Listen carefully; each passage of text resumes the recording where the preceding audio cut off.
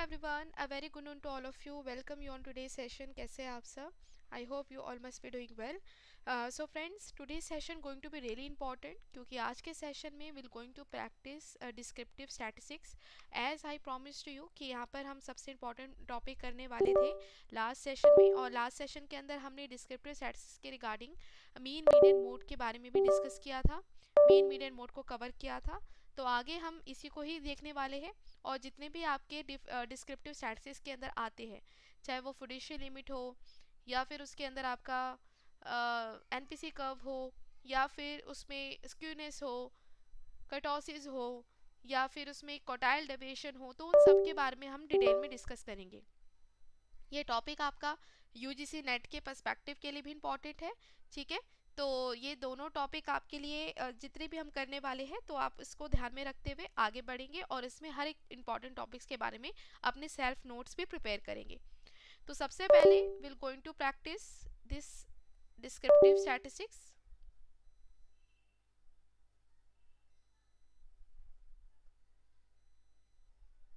Okay, so ये topic हमारा already cover हो चुका था इन आवर यस्टरडे सेशन। ये सारे टॉपिक्स हमने कर लिए थे। हमें डिस्क्रिप्टिव के अंदर अभी स्टार्ट करना है और यहाँ से हमें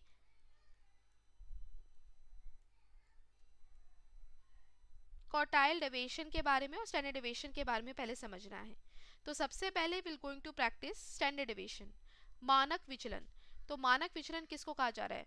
तो स्टैंडर्ड डेविएशन एक ऐसा स्टैटिस्टिक्स है जो मेजर करता है the dispersion of a data set related to its mean, कि जो भी हमारा डेटा सेट है वो कितना डिस्पर्स्ड है हमारे मीन से। तो उसके अंदर हम इसको कैलकुलेट करते हैं।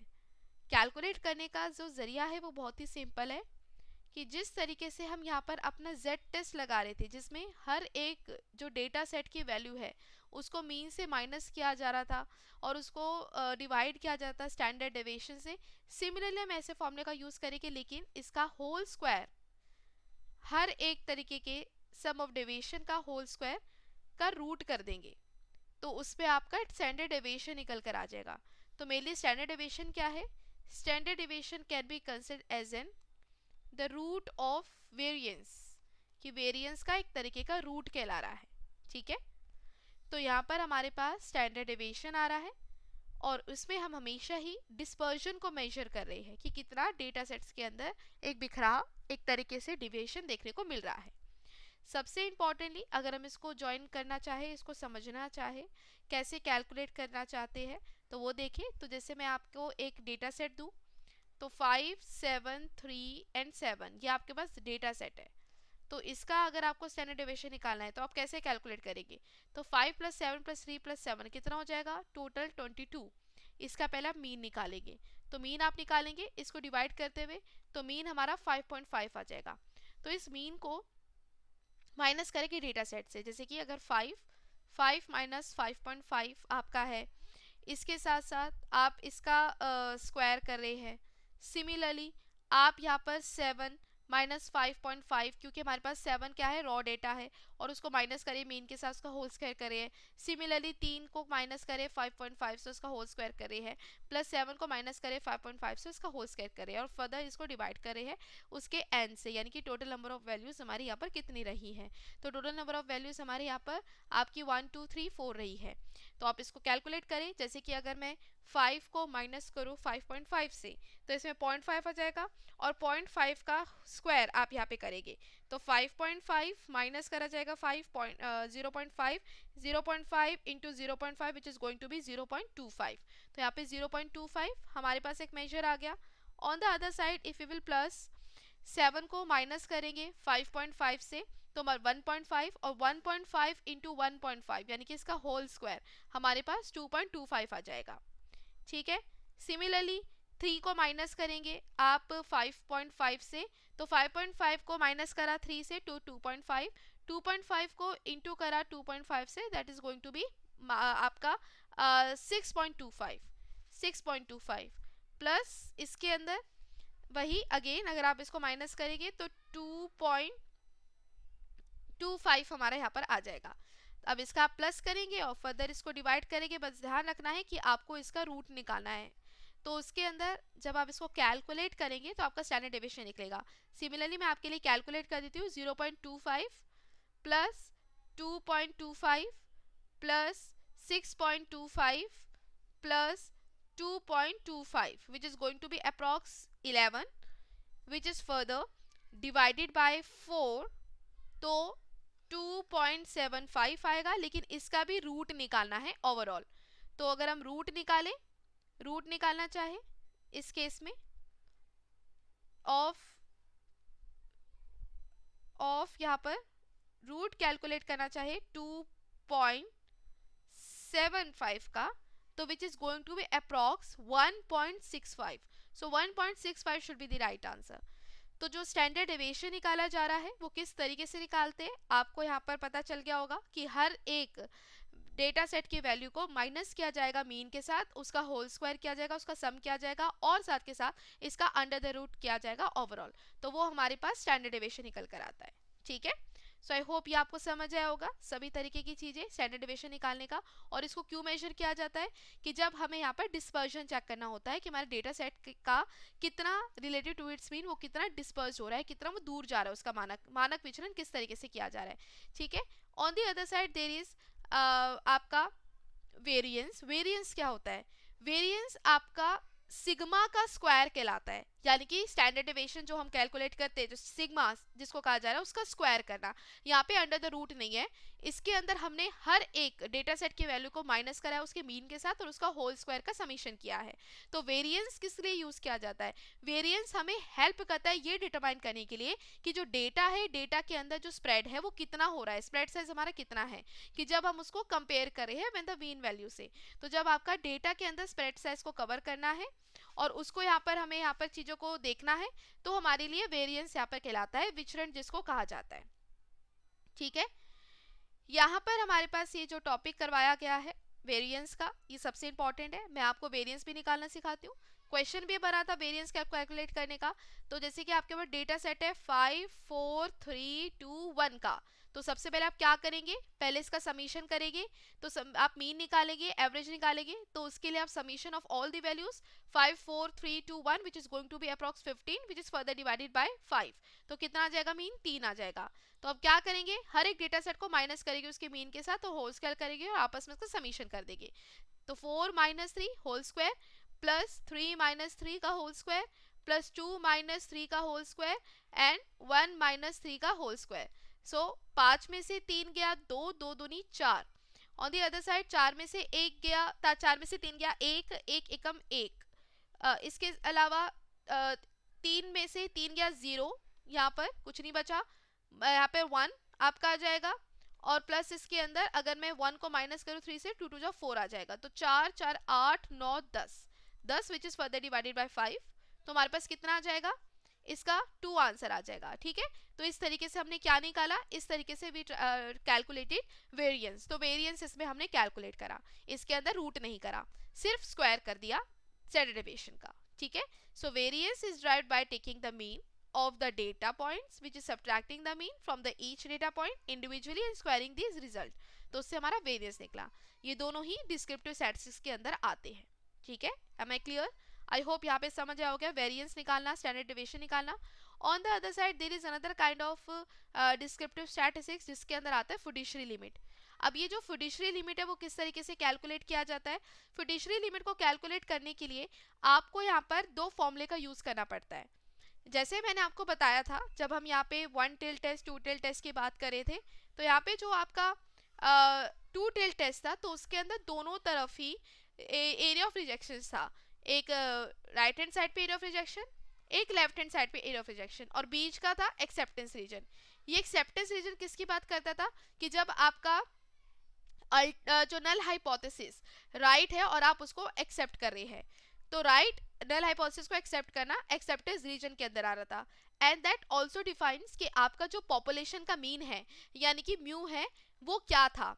तो यहाँ पर जब हम ये देखना चाहते हैं कि हमारा जो पॉपुलेशन का मीन है यानी कि पॉप मीन है वो कहाँ पर लाई करता है, किस इंटरवल में लाई कर रहा है, तो उसके लिए हम फिड्यूशियरी लिमिट निकालते हैं, यानी कि कॉन्फिडेंस लेवल फिड्यूशियरी लिमिट्स हम यहाँ पे कैलकुलेट करते हैं कि हमारा जो पॉपुलेशन का मीन है वो किस तरफ आने वाला है, किधर आने वाला है।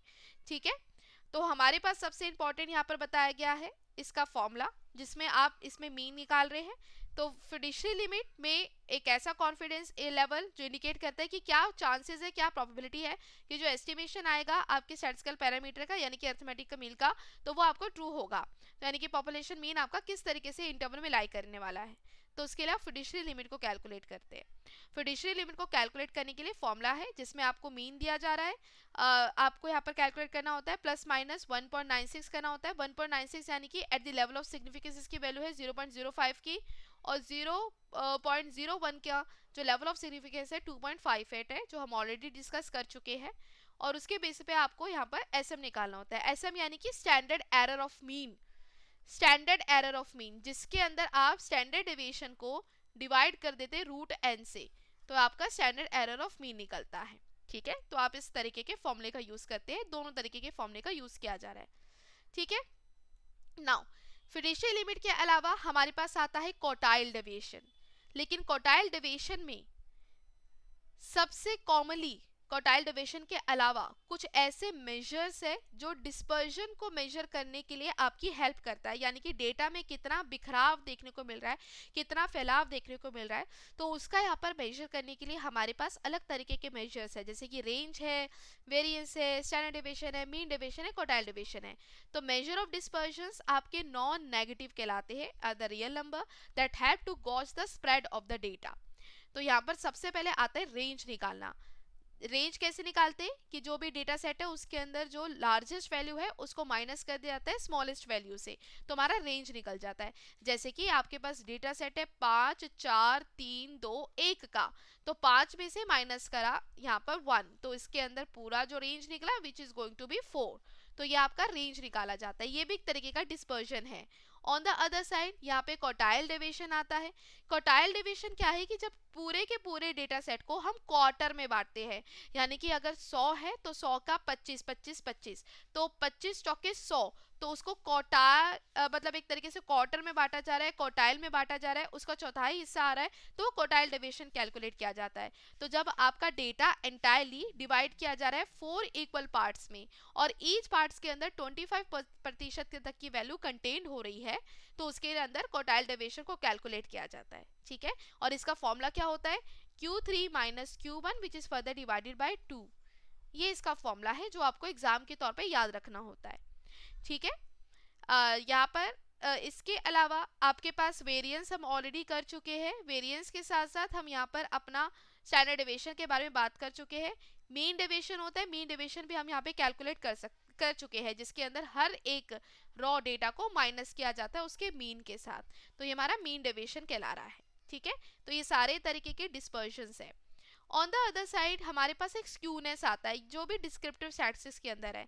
स्क्यूनेस यानी कि तिरछापन। एक होता है नॉर्मल प्रोबेबिलिटी। पहले मैं स्क्यूनेस को समझाने से पहले मैं आपको एनपीसी के बारे में समझाती हूँ। आप एक हेडिंग डाल सकते हो एनपीसी यानी कि नॉर्मल प्रोबेबिलिटी कर्व। यहाँ पर आपके पास, आपको मैंने डिस्कस भी किया था आपके साथ ये टॉपिक, कि जब आपका डेटा के अंदर कोई बिखराव मतलब एक तरीके से डेटा में कोई स्क्यूनेस नहीं है, झुकाव नहीं है, असिमेट्री नहीं है, सिमेट्रिकल है डेटा। तो जब डेटा आपका नॉर्मली डिस्ट्रीब्यूटेड है, डेटा आपका नॉर्मली डिस्ट्रीब्यूटेड है, और डेटा नॉर्मली डिस्ट्रीब्यूटेड होने के साथ साथ इसमें कोई बिखराव नहीं है, यानी कि मीन मीडियन मोड दो तीनों ही आपके इक्वल पोजीशंस पे आ रहे हैं, तीनों ही इक्वल पोजीशंस पे आ रहे हैं, सिमेट्रिकल है इन नेचर, असिम्प्टोटिक है, एसिम्प्टोटिक मतलब एसिम्प्टोटिक यानी कि जब वो एक्स एक्सिस को टच नहीं कर रहा, साथ के साथ आपका मीन यहाँ पर 0 है, स्टैंडर्ड डेविएशन 1 है, तो ये नॉर्मल प्रोबेबिलिटी कर्व की कंडीशन है। When the data is normally distributed, data is continuous in nature, data is continuous in nature, साथ के साथ मीन मीडियन मोड आपके तीनों इक्वल है, सिमेट्रिकल है, तो ये एनपीसी की कंडीशन को फॉलो कर रहा है। साथ के साथ मैंने आपको ये भी बताया था कि आपका जो यहाँ पे अगर स्टैंडर्ड डेविएशन की बात करें तो डेटा कितना मतलब डेविएटेड है अपने मीन से, तो यहाँ पे मीन से +1 -1 डेविएटेड है, -2 से +2 डेविएटेड है, एंड +3 से आपका -3 तक डेविएटेड है। तो उसके लिए इसका प्रोपोर्शन भी है, जिसके लिए हमने एम्पेरिकल रूल की बात करी थी।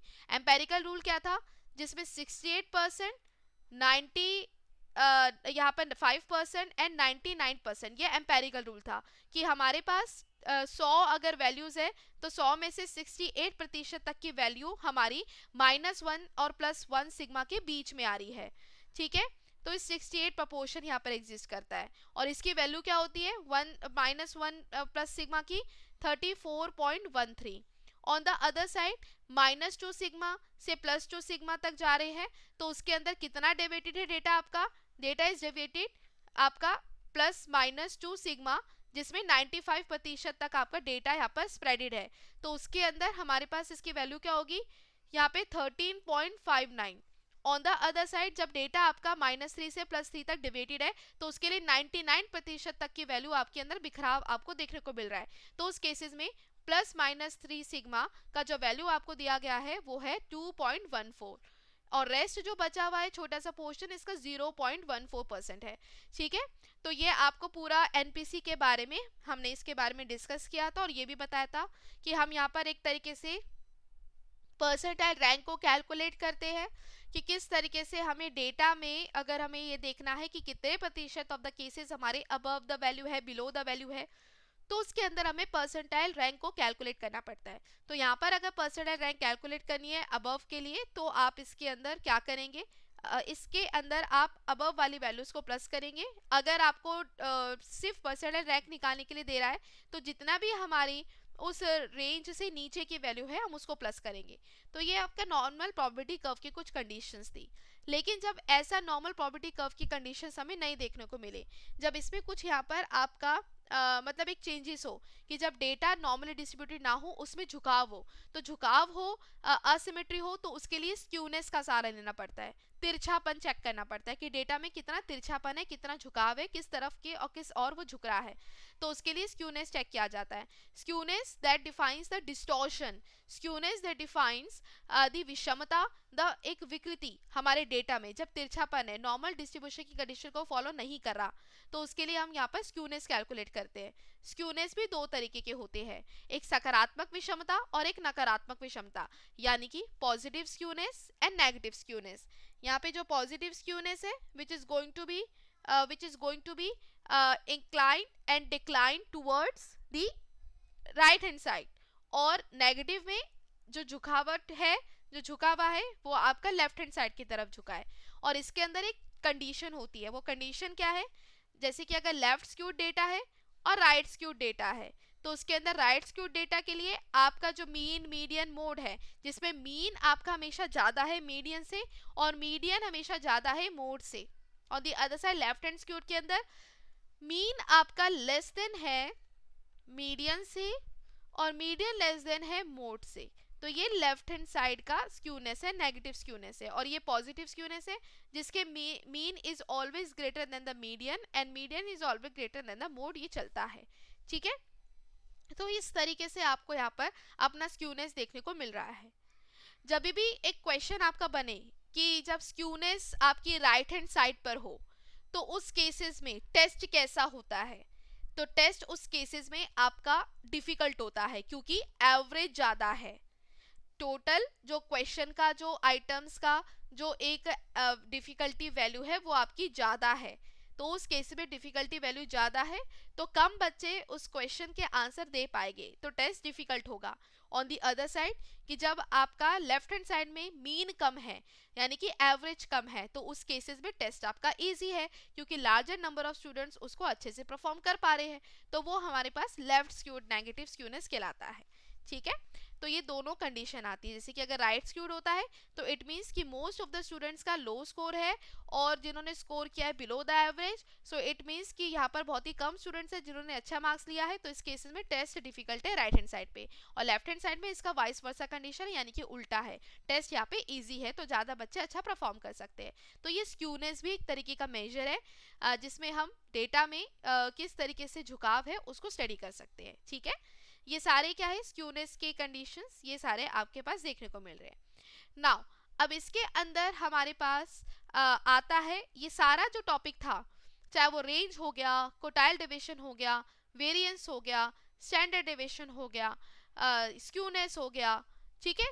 तो ये सभी तरीके के मेजर्स आपके डिस्क्रिप्टिव के अंदर आते हैं एनपीसी को मिलाते हुए।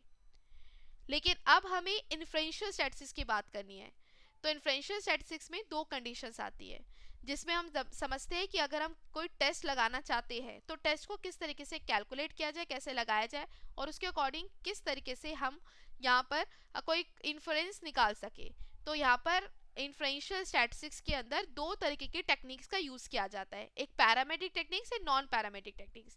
पैरामेट्रिक टेक्निक्स क्या होती है कि जब आपके पास डेटा सेट होता है वो नॉर्मली डिस्ट्रीब्यूटेड होता है, कॉन्टिन्यूस होता है, और उसके अंदर हम सभी तरीके के पैरामेट्रिक टेस्ट का यूज करते हैं, जैसे कि जेट टेस्ट हो गया, टी टेस्ट हो गया, अनोवा टेस्ट हो गया। तो जब आपका हाइपोथेसिस नॉर्मल डिस्ट्रीब्यूटेड है, नॉर्मल डिस्ट्रीब्यूशन उसके अंदर देखने को मिल रहा है, जिसके अंदर स्केल आपका इंटरवल एंड रेशियो स्केल है, तो उसके लिए पैरामेट्रिक टेस्ट का यूज करते हैं। पैरामेट्रिक टेस्ट रिलाई करता है on the statistical distribution the data, whereas on the non parametric that do not depend on any kind of distribution, तो वो डिस्ट्रीब्यूशन फ्री कहलाता है। तो वो आपका मीडियन बेस्ड होता है, ठीक है। तो इसके अंदर रैंक बेस्ड होता है, ऑर्डिनल होता है, मीडियन होता है, और साथ के साथ इसके अंदर आपका जो डेटा है वो कॉन्टिन्यूस नहीं होता। तो उसके लिए नॉन पैरामेट्रिक टेस्ट की बात करते हैं which is distribution free.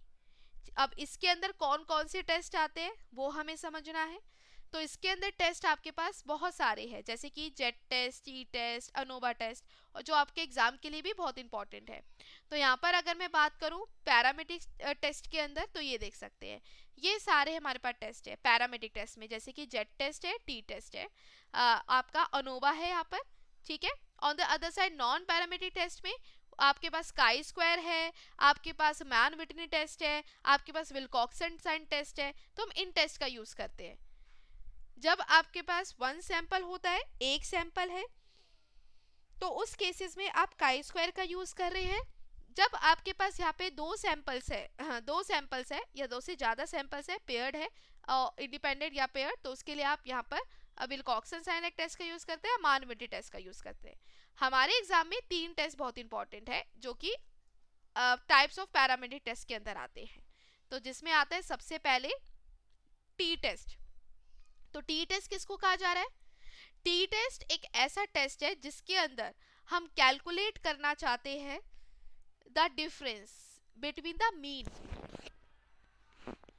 Difference between the mean of different groups to determine whether the difference is statistically significant or not। तो टी टेस्ट कंपेयर करता है कि आपस में मीन कैसा है और मीन डिफरेंस क्या है। जैसे कि अगर आपके पास दो तरीके के इंडिपेंडेंट ग्रुप है, तो two types of independent group आपस में इनका मीन कैसे एक दूसरे से अलग है, तो उसका डिफरेंस हम कैलकुलेट करते हैं, जिसके लिए आप ये फॉर्मूला यूज करते हैं टी टेस्ट के लिए। टी टेस्ट तब यूज कर रहे हैं जब आपकी पॉपुलेशन नॉर्मली डिस्ट्रीब्यूटेड है, सैंपल साइज आपका 30 से कम है। एक होता है जेड टेस्ट। जेड टेस्ट का कब यूज करते हैं? जेड टेस्ट आपका यूज किया जाता है for testing the significance difference between the two means, जब सैंपल साइज 30 से ज्यादा होता है। सैंपल साइज 30 से ज्यादा है तो उस केसेस में आप जेड टेस्ट का यूज कर सकते हैं, जिसमें आप हर एक ड्रॉ स्कोर को माइनस करते हो उसके मीन के साथ, और उसके अकॉर्डिंग कंपैरेटिवली आप इसमें स्टैंडर्ड डेविएशन से डिवाइड करते हुए यहाँ पर उसका standard error of mean calculate करते हैं। ठीक है, तो हमारे पास जेड टेस्ट यहाँ पे लगाते हैं। जेड टेस्ट के अलावा एक अनोवा आता है, यानी कि एनालिसिस ऑफ वेरिएंस हमें देखने को मिलता है। ये जो टेस्ट है आपको रोनाल्ड फिशर ने दिया है, और इस टेस्ट के अंदर हम परफॉर्म करना चाहते हैं कि हमारे डेटा सेट में वेरिएशन कैसे आता है with in the mean and between the mean, जिसका फॉर्मूला होता है between the mean variance and with in the mean variance, जो हम कैलकुलेट करते हैं, जो अनोवा के अंदर आता है। अनोवा में हमारे पास ये फॉर्मूला है between the group variance and with in the group variance, ये कैलकुलेट किया जा रहा है। ठीक है, जैसे कि आपको एक क्वेश्चन दिया गया है, आपको एक हमेशा अगर एक क्वेश्चन आता है अनोवा से रिलेटेड, तो आपको बताना होता है कि आपको यहाँ पर एक सोर्स ऑफ वेरिएंस दिया हुआ है, जैसे कि between the group and with in the group. आपको डिग्री ऑफ फ्रीडम दिया हुआ है, जैसे मैंने आपको बताया था n-1 आपको दिया हुआ है। साथ के साथ आपको सम ऑफ स्क्वायर दिया हुआ है एंड मीन स्क्वायर वेरिएंस दिया हुआ है। तो आपको अनोवा कैलकुलेट करना है। तो आप कैसे कैलकुलेट करेंगे? जो मीन सम ऑफ स्क्वायर होता है बिटवीन द मीन, तो उसको आप पहले डिवाइड करते हो उसके डिग्री ऑफ फ्रीडम से। ठीक है, सिमिलरली आपको विद इन द मीन के लिए within the sum square within, जिसको आप डिवाइड करते हैं डिग्री ऑफ फ्रीडम से, तो कैलकुलेट करते हुए आप इसका मीन स्क्वायर वेरिएंस निकालते हैं। तो मैंने यहाँ पे कैलकुलेट करते हुए मीन स्क्वायर वेरिएंस निकाला बिटवीन द ग्रुप के लिए और विद इन द ग्रुप के लिए। तो हमारे पास यहाँ पर इसका क्या निकल गया, इसका एफ निकल गया। एफ कैसे निकालते, mean square variance between mean square variance with in the group. तो उसके लिए 4.865 विच इज फर्दर डिवाइडेड बाय 15.30 जो आया, इसको हम कैलकुलेट करेंगे तो एफ निकल जाएगा। तो ये अनोवा टेस्ट का यूज किया जाता है। और अनोवा कब यूज किया जाता है, कि जब हमारे पास दो या दो से ज्यादा सैंपल्स हो और सैंपल्स एक दूसरे से इंडिपेंडेंट हो और उनका मीन डिफरेंस चेक करना हो। ठीक है, ये आपके पास इसकी कंडीशन है। नाउ अब नेक्स्ट आता है आपके पास सभी तरीके के नॉन पैरामीट्रिक टेस्ट। जब डेटा आपका डिस्ट्रीब्यूटेड नहीं है, डेटा आपका अनडिस्ट्रीब्यूटेड है, और डेटा जब आपका यहाँ पर नॉमिनल है एंड ऑर्डिनल है, तो उसके लिए आपको कौन कौन से टेस्ट का यूज करना पड़ता है। तो सबसे पहले आता है काई स्क्वायर टेस्ट। तो काई स्क्वायर टेस्ट आपका जिसमें हम फ्रीक्वेंसी का मेजर करते हैं, जिसके अंदर एक सबसे इंपॉर्टेंट फॉर्मूले का यूज करते हैं, दिस वन, यानी कि सबस्क्रिप्ट सी, जिसका मतलब है डिग्री। हम कैलकुलेट करना चाहते हैं डिग्री ऑफ फ्रीडम, जिसमें जीरो क्या है, जो ऑब्जर्व वैल्यू हमारी है, इसको माइनस किया जा रहा है जो एक्सपेक्टेड वैल्यू थी, और फर्दर डिवाइड किया जा रहा है एक्सपेक्टेड वैल्यू से। तो काई स्क्वायर टेस्ट हमारा तब यूज किया जाता है कि जब आपका नॉन पैरामीट्रिक कंडीशन हो, डेटा डिस्ट्रीब्यूटेड नॉर्मली ना हो, डेटा आपका ऑर्डिनल या नॉमिनल बेस्ड हो, तो उसके लिए काई स्क्वायर टेस्ट का यूज किया जा रहा है। ठीक है, काई स्क्वायर टेस्ट के अंदर दो तरीके के नॉमिनल कैटेगोरिकल वेरिएबल होते हैं और इनकी आपस में फ्रीक्वेंसी और डिवीजन क्या है वो चेक किया जाएगा। तो उसमें हम काई स्क्वायर टेस्ट का यूज करते हैं। काई स्क्वायर टेस्ट के अंदर जैसे कि आपको एक अगर मान लो क्वेश्चन आ जाए सॉल्व करने के लिए, तो आप क्वेश्चन कैसे सॉल्व करते हो, तो आपको ऐसे ही पूरा दिया होता है। जैसे कि आपको यहाँ पर F0 यानी कि ऑब्जर्व वैल्यू दी जा रही है, तो ऑब्जर्व वैल्यू कितनी है 70, 50, 120, जिसका टोटल आपको 240 दिया हुआ है। एक्सपेक्टेड वैल्यू क्या है कि जब हम यहाँ पर कुछ एक्सपेक्ट करें, जैसे कि मान लो अगर मुझे पूरा डेटा सेट 240 का है, तो अगर पूरा डेटा सेट 240 का मुझे दिया हुआ है, तो उसमें से भी मैं ये एक्सपेक्ट करती हूँ कि इसमें डेटा के अंदर इक्वली तरीके से डिस्ट्रीब्यूशन हो। तो जो वैल्यूज आपकी 240 है और इसको 3 भाग में डिवाइड करा जाए, तो 3 अठे यहाँ पे 3 एकम 3 अठे 24, तो 3 अठे 24 यानी कि 80। तो हर एक 3 ग्रुप में 80 तरीके की वैल्यूज हमारे डिस्ट्रीब्यूटेड हो फ्रीक्वेंसी के तौर पे। तो ये हमारा 80 हमारे पास एक्सपेक्टेड वैल्यू होगी। तो हम यहाँ पर एक्सपेक्टेड वैल्यू कर रहे हैं 80। तो फिर हम यहाँ पर अपना ऑब्जर्व वैल्यू को माइनस करेंगे फ्रीक्वेंसी वैल्यू से, जो आपका ऑब्जर्व वैल्यू निकाले उसको एक्सपेक्टेड वैल्यू से माइनस करेंगे, तो -10, -30, 40 आ गया। फिर इसका हम स्क्वायर निकालेंगे 100, 900, 1600, और इसको डिवाइड कर देंगे 80 से। ठीक है, तो हमारे पास इसका क्या निकल जाएगा, काई स्क्वायर आ जाएगा। और काई स्क्वायर कब यूज करते हैं, जब डेटा हमारे पास नॉमिनल कैटेगरीज में हो और उसका एक्सपेक्टेड फ्रीक्वेंसी निकालना हो तो।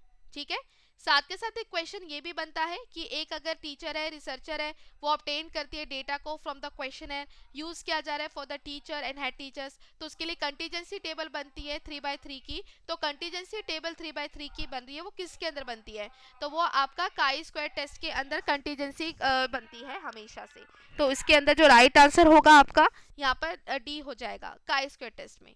ठीक है, इसके अलावा एक मान विटनी टेस्ट होता है।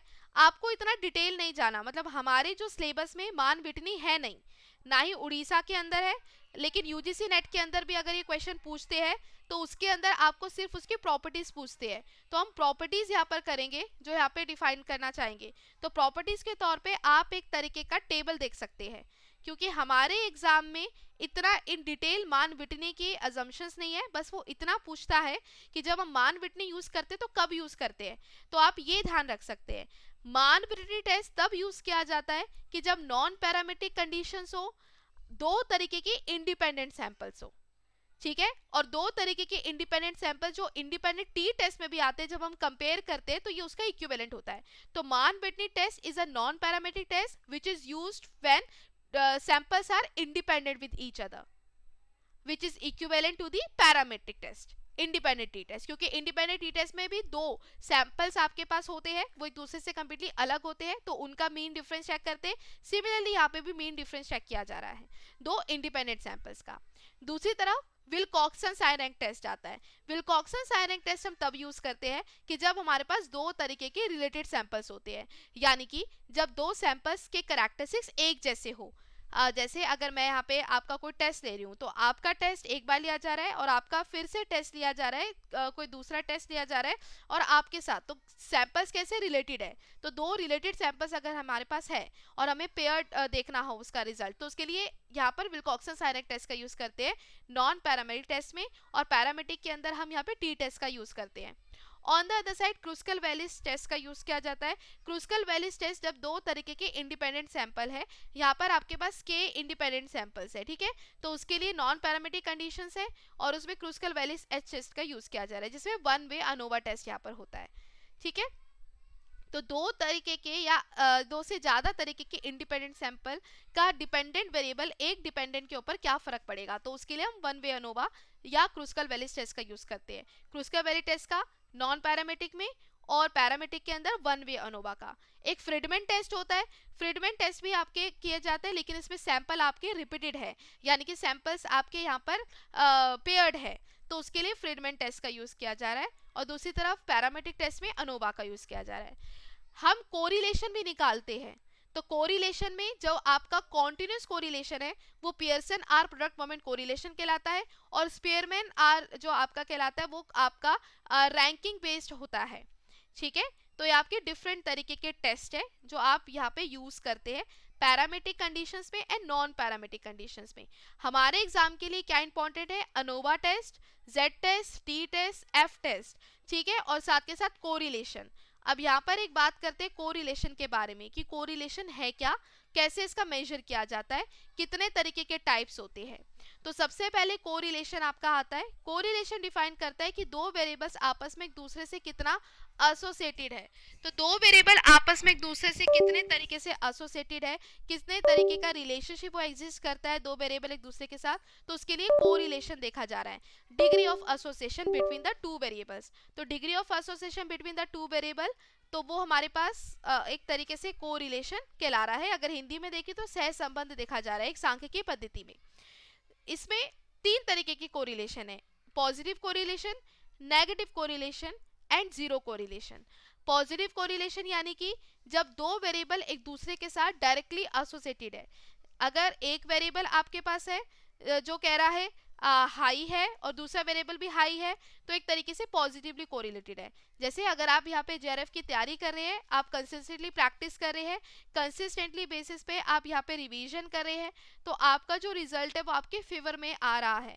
तो इसका मतलब क्या है कि जिसमें आप यहाँ पर देखना चाहते हैं the strong positive kind of relation, जिसमें दोनों वेरिएबल एक ही समान है, एक ही तरीके से यहाँ पर आ रहे हैं, ठीक है। तो ये हमारे पास डिफाइन किया गया है। साथ के साथ आपके पास नेगेटिव कोरिलेशन है, जब दोनों वेरिएबल आपके एक दूसरे से अलग डायरेक्शन में जा रहे हैं। जितना ज़्यादा आप यहाँ पर लथार्जिक है उतना कम आपको रिस्पॉन्स देखने को मिल रहा है, तो उस केसेस में जितना ज़्यादा आप लथार्जिक होगे उतना कम रिस्पॉन्स ऑफ रिजल्ट्स आपको देखने को मिलेगा, तो वीक कोरिलेशन है। एक जीरो कोरिलेशन कि जिसमें कोई रिलेशन नहीं है, इंटेलिजेंस का चाय पीने से कोई रिलेशन नहीं है, तो जीरो कोरिलेशन, नो कोरिलेशन है, ठीक है। अब इस कोरिलेशन को बताने के लिए हम तीन मेजर का यूज करते हैं, एक स्कैटर डायग्राम, एक Karl Pearson coefficient of correlation और एक coefficient of rank correlation. Scatter diagram ये रिप्रेजेंट करता है कि आपस में हमारा डेटा में जो कोरिलेशन है तो उसको स्कैटर प्लॉट के थ्रू डिफाइन करता है, यानी कि स्कैटर डायग्राम जो हमारी मदद करता है विजुअलाइज करने में कि रिलेशनशिप कैसे देखने को मिल रहा है बिटवीन द टू वेरिएबल्स। तो उसमें पॉजिटिव वेरिएबल्स है या नेगेटिव वेरिएबल्स है तो वो किस डायरेक्शन में जा रहे हैं। तो scatter diagram is only a graphical display, scatter diagram is only a graphical display जो यहाँ पर शो करता है द रिलेशनशिप और association between the two numerical values कि आपस में किस तरीके से वो को वेरी कर रहे हैं। तो उसमें अगर ऐसा अगर आपको देखने को मिल रहा है तो यानी कि पॉजिटिवली एक दूसरे से कोरिलेटेड है। अगर ये इस तरीके से जाते हैं सीधी डायरेक्शन में तो इट मीन्स कि ये आपका एग्जैक्ट पॉजिटिव कोरिलेटेड कहला रहे हैं, ठीक है। ऑन दी अदर साइड अगर आपका स्कैटर डायग्राम कुछ इस तरीके से रिप्रेजेंट कर रहा है तो ये नेगेटिवली कोरिलेटेड है, और अगर इस सीधी लाइन में आ रहा है तो ये एग्जैक्ट नेगेटिव कोरिलेशन है जिसकी वैल्यू -1 होती है, परफेक्ट नेगेटिव कोरिलेटेड, और परफेक्ट पॉजिटिव कोरिलेटेड की वैल्यू +1 कहलाती है। ठीक है, साथ के साथ अगर कोई कोरिलेशन नहीं है तो एक तरीके का जीरो कोरिलेशन है, वो इस तरीके से आपका यहाँ पर फिक्स होता है। अलग अलग तरीके से कोरिलेशन डिफाइन करते हैं। सिमिलरली कोरिलेशन कोफिशिएंट की वैल्यू भी हमें देखने को मिलती है जिसकी रेंज होती है -1 0 से लेके +1 तक ये इसका वैल्यू रेंज है कोरिलेशन कोफिशिएंट की। तो कोरिलेशन कोफिशिएंट एक ऐसा स्टैटिस्टिकल मेजर है जो स्ट्रेंथ बताता है, the strength of the relationship between the relative movements of the two variables. तो उसके अंदर जो वैल्यू देखने को मिल रही है वो -1 से 0 0 टू +1 चलती है। -1 आपका नेगेटिव कोरिलेटेड को दिखाता है, परफेक्ट नेगेटिव कोरिलेटेड, +1 आपका पॉजिटिवली कोरिलेटेड को दिखाता है, और 0 आपकी कोई कोरिलेशन है ही नहीं उसको डिफाइन करता है। जैसे कि -0.8 अगर आपकी वैल्यू आ रही है तो ये स्ट्रांगली नेगेटिव है, -0.5 वैल्यू आ रही है तो ये मॉडरेटली नेगेटिव है, -0.2 आता है तो वीकली नेगेटिव है। तो आपको ये वैल्यू याद करनी पड़ेगी अपने एग्जाम पॉइंट ऑफ व्यू से। 0 है तो कोई कोरिलेशन नहीं है, 0.2 वैल्यू आ रही है पॉजिटिव में तो वीकली, 0.5 आती है तो मॉडरेटली पॉजिटिव, और 0.8 आती है तो स्ट्रांगली पॉजिटिव आती है, और परफेक्टली पॉजिटिव के अंदर 1 वैल्यू है। ठीक है, ये अलग अलग वैल्यूज है जो आपको रेंज के अकॉर्डिंग बताई गई है। सिमिलरली हमारे पास डिफरेंट तरीके के कोरिलेशन होते हैं, जैसे कि सबसे पहला Karl Pearson product moment correlation. Karl Pearson product moment correlation हम तब यूज करते हैं कि जब दोनों ही वेरिएबल्स आपके कॉन्टिन्यूस होते हैं नेचर। ये टेबल आपको ध्यान में रखनी है, ये टेबल बहुत इंपॉर्टेंट है एग्जाम में, इससे ऊपर ही क्वेश्चन बनते हैं और इसी की अंडरस्टैंडिंग हमें देखने को मिलती है। प्रोडक्ट मोमेंट कोरिलेशन आपका ऐसा टाइप ऑफ कोरिलेशन है जो पैरामेट्रिक कहलाता है नेचर, कि जब दोनों ही वेरिएबल आपके कॉन्टिन्यूस होते हैं। एग्जांपल के तौर पे कि जब मैं किसी पर्सन की मैथमेटिकल एंजाइटी को चेक करना चाहती हूँ तो मैथमेटिकल एंजाइटी को चेक करने के लिए in the form of numbers मैं यहाँ पे कैलकुलेट करूंगी तो एक तरीके का कॉन्टिन्यूस वेरिएबल होगा। ऑन दी अदर साइड जब हमारे पास डेटा नॉर्मल डिस्ट्रीब्यूटेड नहीं है, रैंकिंग बेस्ड डेटा है, तो उसके लिए मैं स्पीयरमैन कोरिलेशन का यूज करूंगी जब दोनों ही वेरिएबल मेरे ऑर्डिनल है। तो इसमें कैसे वाले वेरिएबल आते हैं, आपके ऑर्डिनल वाले वेरिएबल आते हैं। तो ऑर्डिनल वाले ऑर्डिनल स्केल वेरिएबल होते हैं कि जब रैंकिंग बेस्ड डेटा होता है, असेंडिंग ऑर्डर डिसेंडिंग ऑर्डर वाले। एक फाई कोरिलेशन कोफिशिएंट होता है जिसमें दोनों ही जो आपके कोरिलेशन है तो वो डाइकोटोमस कहलाते हैं, यानी कि दो चॉइसेस वाले, जिसमें आपके पास मेल फीमेल है या फिर रूरल अर्बन का एरिया है तो बोथ डाइकोटोमस कहला रहे हैं। एक आता है टेट्राकोरिक कोरिलेशन जिसमें डेटा आपका बाइनरी है, यस नो 0 1। तो 1 रिप्रेजेंट करता है परफेक्ट एग्रीमेंट, 0 रिप्रेजेंट करता है कोई एग्रीमेंट नहीं है, तो उसमें टेट्राकोरिक कोरिलेशन का यूज करते हैं। बायसीरल कोरिलेशन का कब यूज करते हैं कि जब एक डेटा कॉन्टिन्यूस है, यानी कि एक डेटा नंबर की फॉर्म में है और दूसरा डेटा आपके पास दो तरीके की कैटेगरीज में है, लेकिन वो दो तरीके की कैटेगरीज आपकी फॉल्स डाइकोटोमस है जिसमें ईदर या और वाला कंडीशन होता है। जैसे अगर डाइकोटोमस की बात करें, डाइकोटोमस यानी कि दो चॉइसेस, और फॉल्स यानी कि जब दो चॉइसेस आपकी सही नहीं है, मतलब इसमें कुछ एग्जिस्ट कर रहा है इन बिटवीन जो पूरी तरीके से एक दूसरे से भिन्न नहीं है, अलग नहीं है।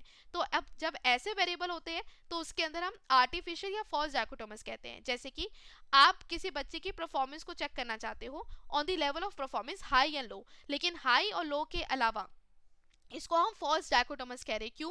क्योंकि हाई लो के अलावा एक बिटवीन भी एक कंडीशन है जिसको कहते हैं मीडियम। तो मीडियन भी एक कंडीशन है, मीडियम भी एक कंडीशन है हाई लो के बीच में, तो उसके लिए फॉल्स डाइकोटोमस कहलाता है। तो हमारे पास बाइसिलर कोरिलेशन में एक वेरिएबल कॉन्टिन्यूस होता है और दूसरा वेरिएबल आपका आर्टिफिशियल फॉल्स डाइकोटोमस होता है।